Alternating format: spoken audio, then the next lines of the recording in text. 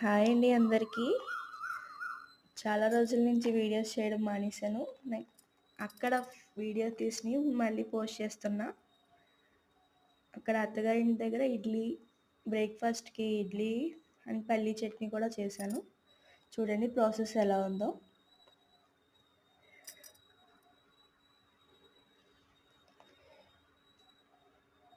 పల్లీలు బాగా ఫ్రై చేసుకోవాలి.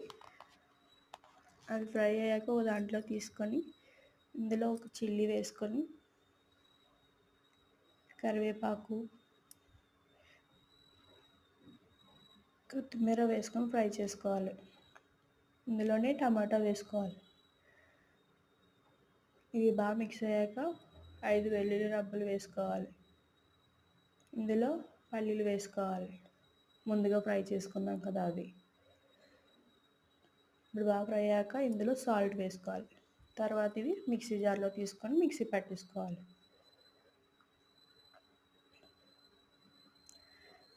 లాస్ట్లో పోపు వేసుకుంటే పల్లీ చట్నీ ready. Subscribe my channel. Thank you. Bye.